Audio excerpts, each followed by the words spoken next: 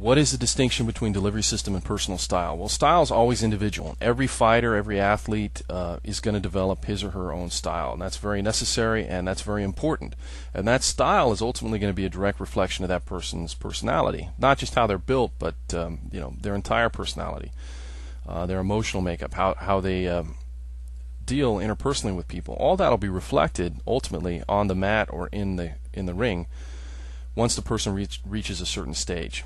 And that's a process. So in the beginning they start with basic fundamentals, and one of the definitions of a fundamental is it's something everybody needs to do, and that's all I teach when I'm coaching technique. I teach just basic fundamentals. Everybody needs to do basic fundamentals, and despite what a lot of people have said about all arts, being good, there are proper ways to do things, ways that are better. Within objective reality, we can measure and we can say there is, for example, a proper way to do a rear naked choke. A way in which if you do the rear naked choke, it works more efficiently as opposed to another way. Those things, the proper way to do a rear naked choke, base, keeping your arms in tight, shrimping, these fundamentals, that's the delivery system. And that delivery system will transcend individual personality, individual bodies, and individual style. The delivery system is the fundamentals, and the definition of a fundamental is it's something everybody needs to know and something all of us need to do without thinking in order to play the game well. Now, once you get that basic delivery system down and you have those fundamentals, then you're going to express that delivery system and express those fundamentals in all kinds of different combinations, all kinds of different ways, and that's individual style. And that's a process. In Brazilian Jiu-Jitsu, using the belts as an example because it's an easy way for us to talk about this, I don't think that process really starts until the person's a really, really, really good purple belt. Purple belt going into brown belt. And from that stage, good purple belt through up to being a black belt in Brazilian Jiu-Jitsu, what they're kind of doing is they're developing their style, their A game, their routes, their specific places they love to go. And that's perfect. But before that point, from white belt up to purple belt and through the beginning part of purple belt, they're still just working basic fundamentals, basic fundamentals, basic fundamentals. They'll still roll different from other people, but they haven't really come into their style yet because they haven't fully explored all the different positions. That once you've fully explored all the different positions and you're good at them, then your body starts to figure out, okay, I prefer half guard. I prefer this style of top game. I prefer to move at this speed in this particular position. And that process takes a few years. But that's the beauty of alive martial arts. After a certain period of time, 8 years, 9 years of training with aliveness, against resisting opponents, and 8 years, 9 years in a choreographed pattern or 1 and 2 step sparring, it doesn't do you any good. But if you train with aliveness for 8 or 9 years in any alive art, whether it's judo or Muay Thai or boxing, then you reach a point where you have your own personal style. All judo players that are competitive and that have been doing it for 8, 9 years, they all have their 1 or 2 throws and their 1 or 2 setups that they use in competition. That's their style. So that's the distinction between style and delivery system. So even though those judo coaches may have 1 or 2 throws and 1 or 2 setups, they still have all the basic fundamentals of what makes judo work. The back step and getting their hips in and all that. And that is the delivery system. That's what you coach. You don't want to coach your style. If I start coaching my style, then that's the quickest way to mess up athletes, is start to coach your own style. A good coach really focuses on just those basic fundamentals. Again, just to reiterate, the difference between delivery system and style, every fighter naturally develops their own style as they practice, drill, spar, and fight. No two Brazilian Jiu-Jitsu athletes or fighters are the same, yet they all use the same delivery system. No two boxers are the same, yet they all use the same delivery system. If you ask to learn an Americana, a beginning basic Americana from Jean-Jacques and a basic Americana from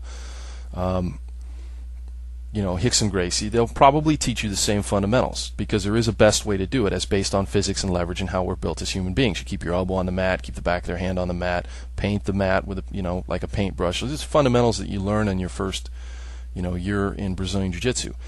How they get into that when they actually roll, that's completely different. Jean-Jacques will have his own sweep and set up, and he'll try one thing, and then all of a sudden he's got you in an Americana. It's fantastic.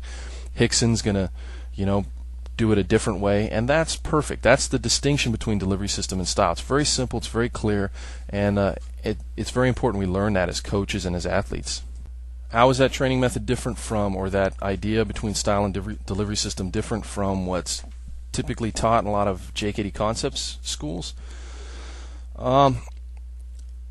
It's been my experience that what you typically find in a lot of JKD concept schools is kind of a buffet method approach, as if you can pick and choose from a multitude of different arts regardless of the delivery system and kind of develop your own hodgepodge assorted basket of movement. And that's a really bad idea. It doesn't work, because without a solid skill in the basics of stand-up clinch and ground, the basic delivery systems of stand-up clinch and ground, you can't fight. And those basic delivery system fundamentals of stand-up clinch and ground, those transcend style. Okay, there is a best way to move as far as footwork. There's a best way to throw a right cross in terms of just basics, keeping your hands up, turning your hips, pivoting, how to get power from the ground up, how to move. When it comes time to clinch, we know we need to keep our neck up. We know we need to keep posture, elbows in, head position on the ground. We know all the different positions that exist on the ground, and we know what the fundamentals are from those positions. Those things transcend style. They're not cultural. They don't belong to Japanese or Brazilians or Americans. They're not having anything to do with whether it's silat or Chinese kung fu. They don't. They're just physics.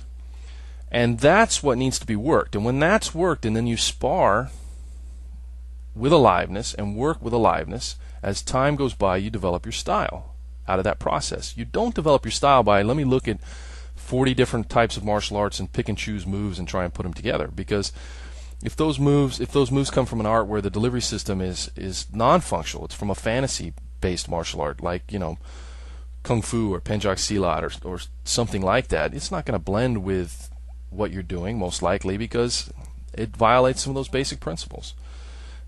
So it's a really poor training method. The thing to remember about delivery systems is they can be tested. It's obvious what works and what doesn't work. MMA has shown us that boxing, wrestling, Brazilian Jiu-Jitsu are delivery systems that are of great value.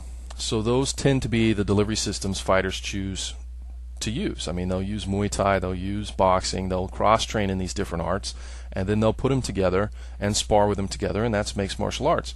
Someone trained in, say, silat, without that background and the functional delivery systems of stand-up clinch and ground that I mentioned above, would be unable to compete in MMA. They can't defend themselves against the modern MMA fighters. And that in and of itself tells you everything you need to know about those more fantasy-based martial arts when compared against functional delivery systems. Isn't it all up to the individual? There are no superior delivery systems, are there? That's a fallacy. I know that there's people that say that, but it's just flat out not true. There is a proper way to perform, as an example, a rear naked choke that will allow you to achieve the desired results as quickly and as efficiently as possible. That's simply reality. Likewise, there's a proper way to throw a right cross. You want to turn your hips, you want to put power into it. If I raise my elbow above my head and I punch, then I'm not going to get the same power as I would if I keep my arm down and punch from the ground up, right? If I don't turn my hips when I throw my right hand, then I'm just arm punching. These are not subjective. That's verifiable in objective reality.